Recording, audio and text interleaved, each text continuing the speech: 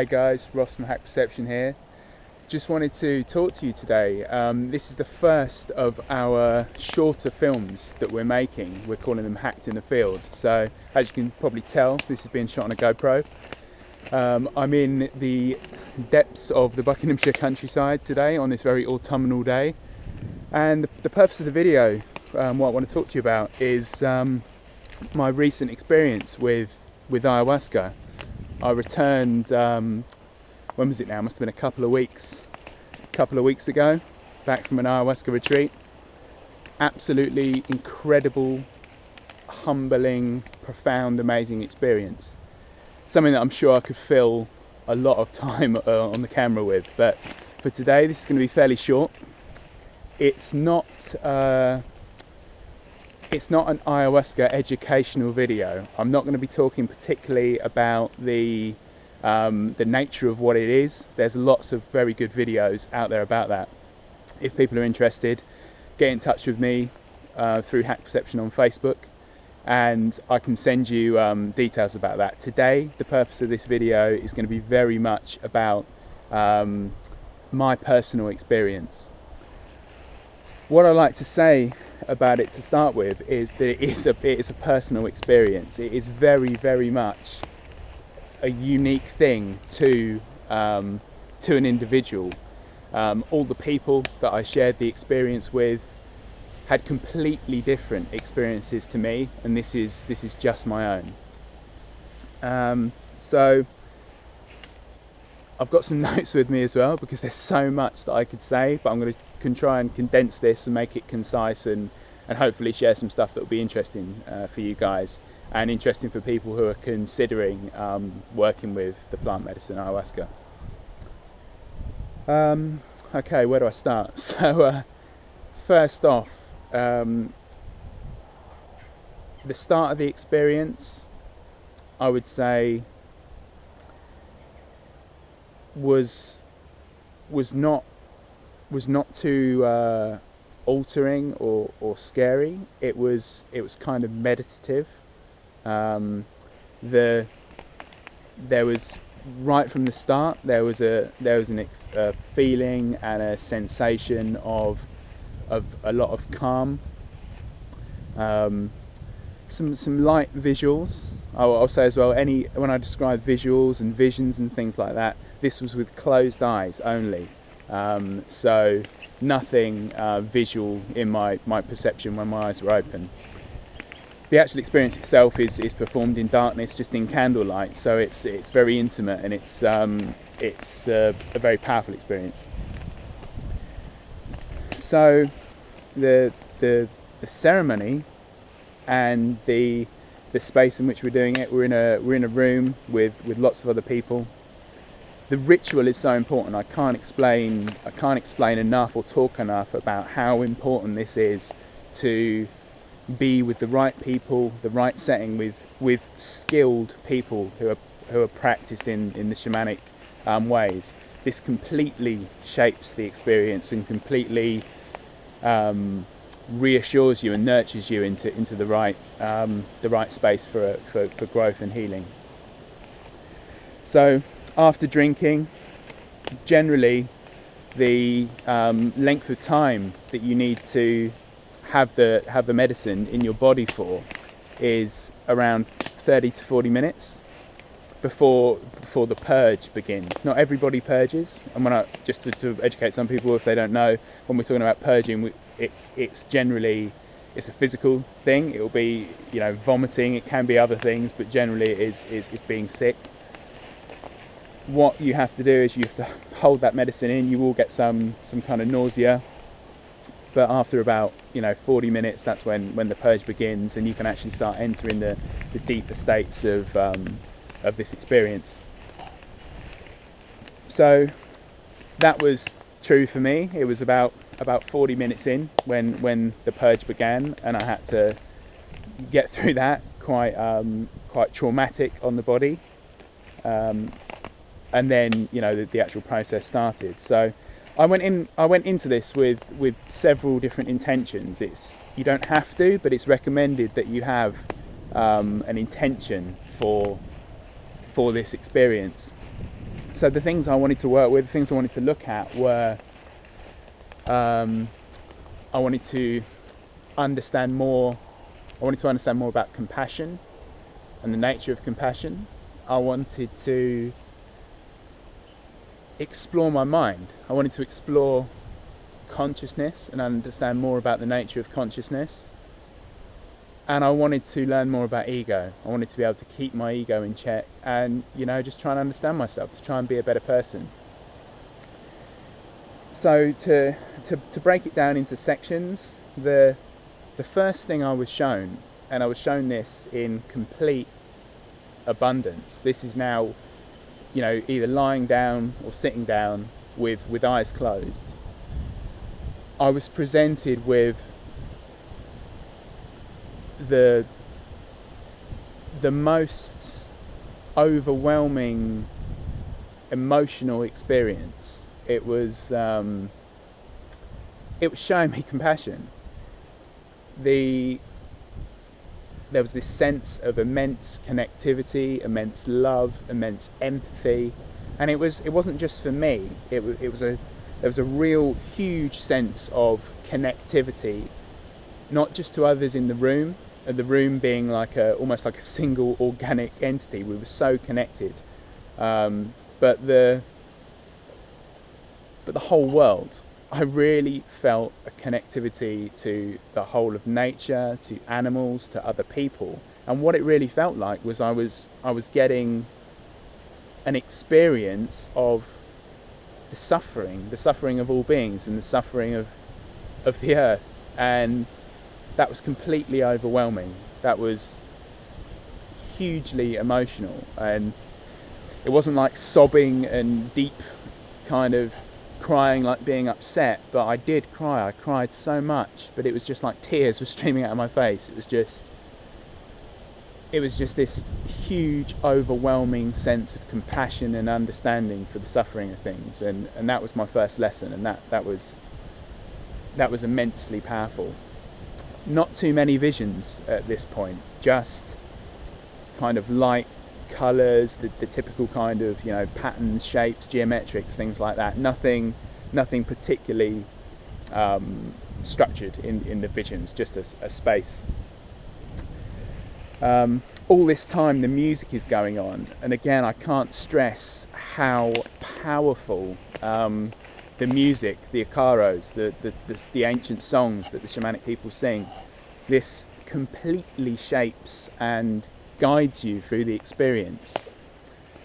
Your perception of sound is completely altered as well. The way you're hearing things, certain noises go on and ring forever, certain frequencies.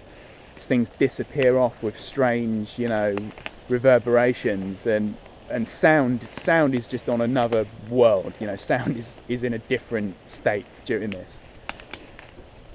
And this is kind of when the second lesson was kind of presented to me, the second lot of teachings, and this one was about ego.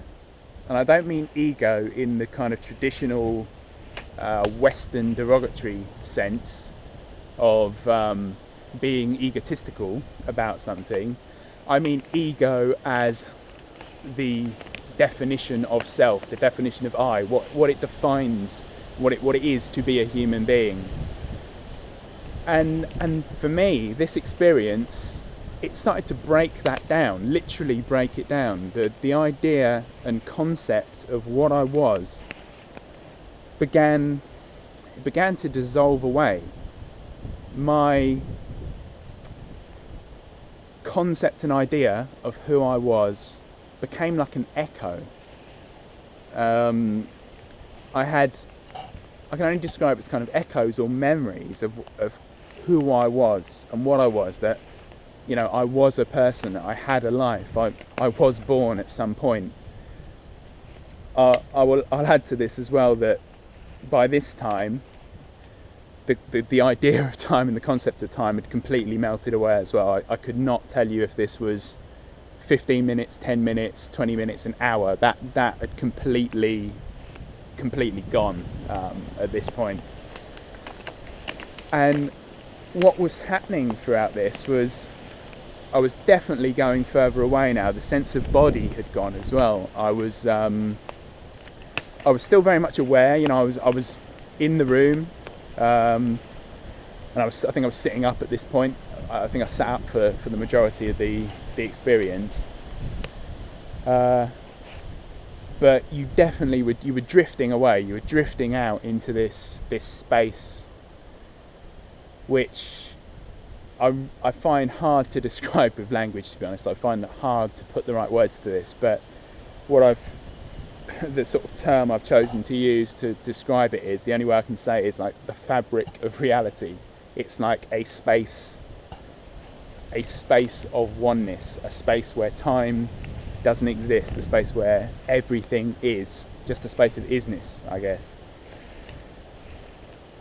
And I will say, I've had experiences nowhere near to the depth of this, but in a much lighter way through meditation practice, where you feel like you're separating from self, you're almost looking at yourself in third person, but that with a sense of sort of detachment. But I would say for this experience, it wasn't just a sense of detachment or removal from self. The word I would use is annihilation or obliteration of self. It literally smashed me apart, the concept of what I was and who I was, and my ego kept fighting that. It kept coming back and saying, no, you're a person, you're a thing, you've had a life, you've done things, and it really wasn't until I truly let go. And it's not letting go with your mind, you know. It's not like, okay, I accept it. It's complete surrender, really, is probably the best word for it. That it kept showing me these things. It kept telling me about this oneness of everything. And there were points where I have to say I didn't know if I was dead. I didn't know if this was what death was like. This is what I am now. I can never go back to that. And as profound and incredible as it was, that was not quite scary, that was terrifying, you know. Sometimes that was quite a strange mix of awe and wonder, and also complete terror. This went on for a long time, drifting sort of back and forth between the states. I was then brought back to the body. I needed to go to the bathroom and at this point I really felt that I couldn't even get up, you know. I didn't know how to walk, I couldn't lift myself up. I had to call for help from one of the helpers to actually assist me to get up to the bathroom. And that was probably the hardest journey of my life, you know. That was one of the hardest things I had to do, was just walking through this dark room, being assisted by somebody else, and had to walk up some stairs. And I have to say, God, it was the longest walk. Just remembering how to put one foot in the other, being completely frightened and terrified.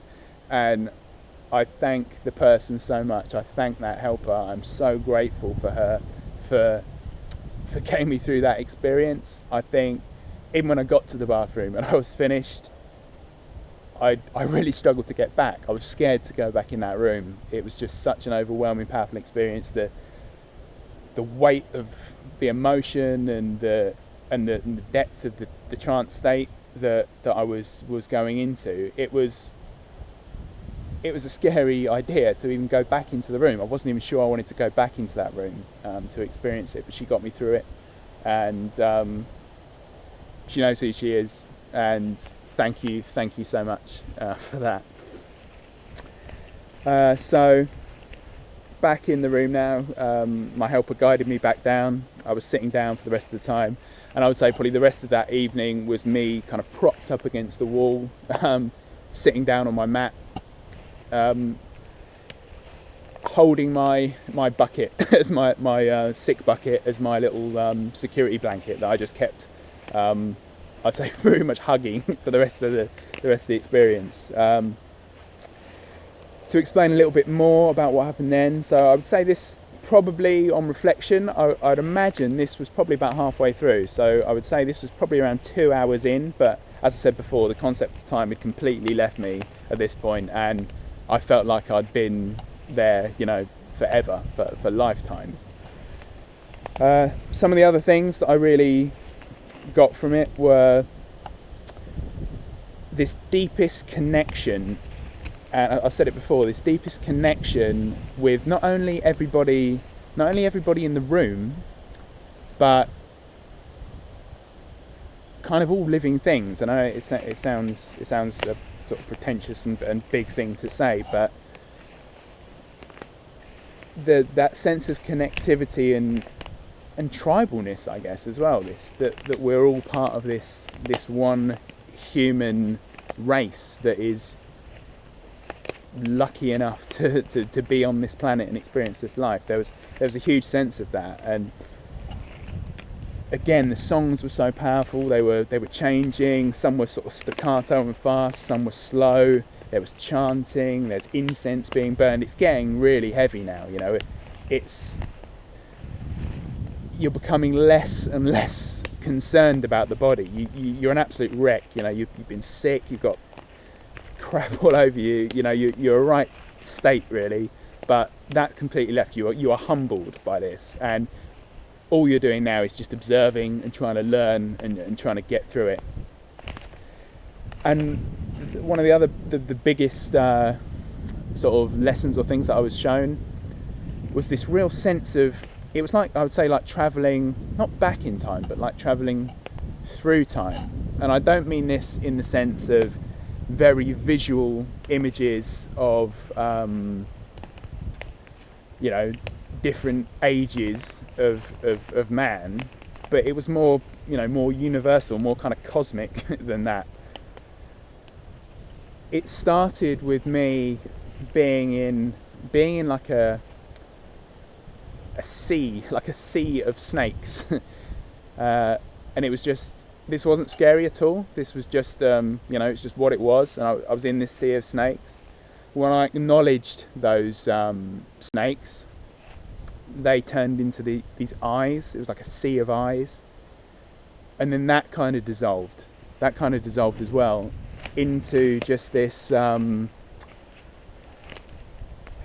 I don't know, into this, like I say, this fabric of reality again, this ever-changing, colourful, patterned, ever-changing space. And it was very much like I was going back through time, back as being like a baby, and being then like a fetus, and then being like atoms. It's really hard to put into words. All through this experience as well, I didn't mention this earlier, but all through this experience there is a overwhelming sense of care and nurturing, that you're being, no matter how terrifying or lost you feel, there's this huge sense of nurturing through it. And I can understand why the shamanic people refer to the experience as mother-like. They, you know, some people call it mother ayahuasca.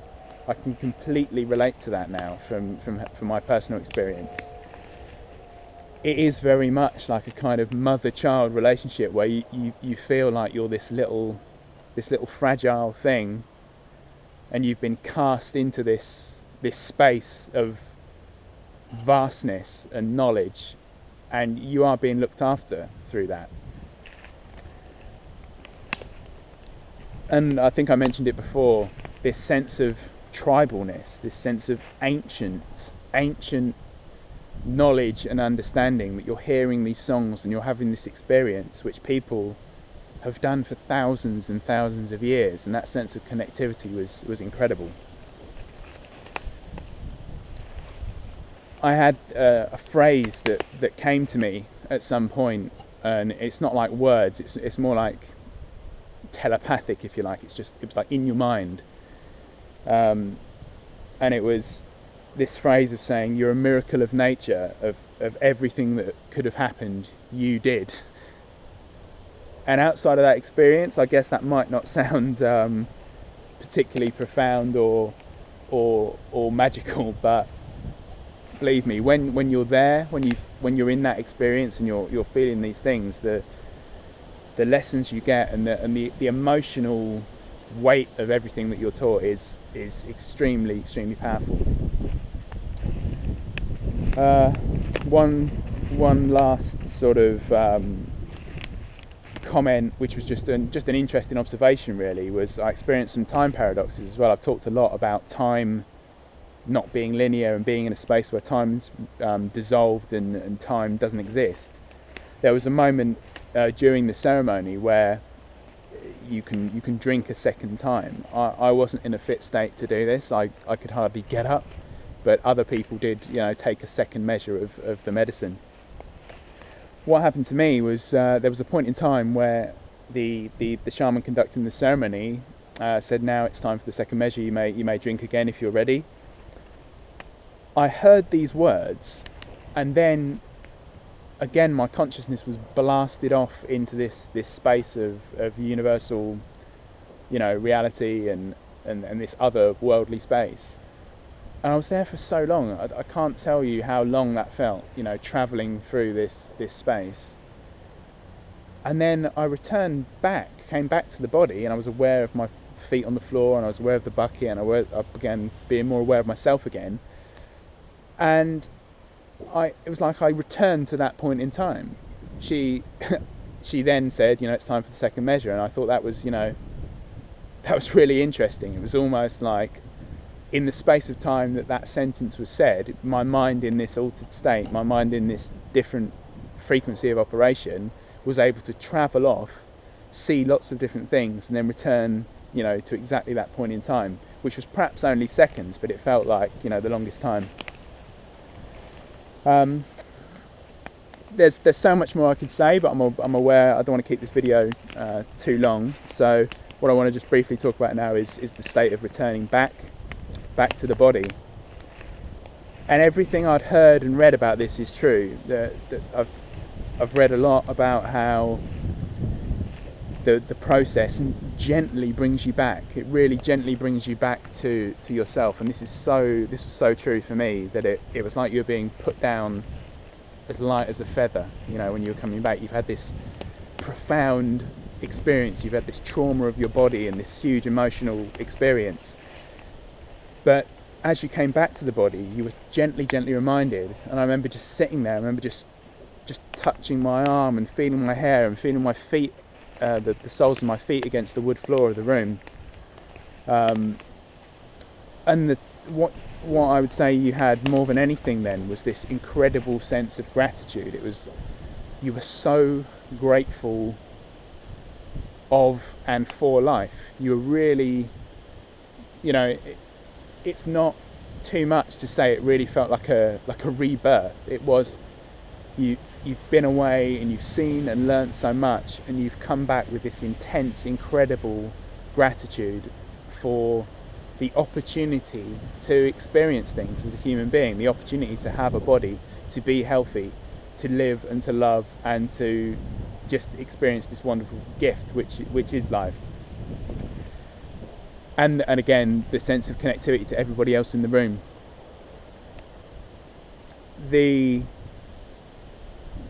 That experience was a gentle one. As I said, you return gently back to the body. The rest of that evening was then spent with sharing experiences with the people other people who were on the ceremony. There was some singing, which was really beautiful, some intentions and prayers and different things that were sent out. Like to talk more about it, but don't really have the time to today. And then the other thing I want to just say before kind of wrapping this up is, other than the experience and my own personal experience, what was so powerful about it was sharing that with other people. I can't say enough how beautiful and humbling and wonderful it was to share other people's experiences, to see and understand in such an open and honest environment things people have gone through in their lives, the trials and difficulties they've had, and what a healing and transformative medicine ayahuasca is.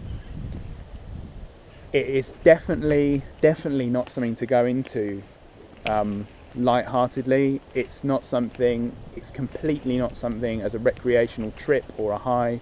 It's more like psychotherapy. It's more like the deepest examination of self you'll ever do in the clearest, most true mirror. And the insights and things you can gain from that, I think, are incredible. But you've got to be prepared for an ordeal. It is an ordeal. It's a difficult process, but an incredible one and a life transformative one.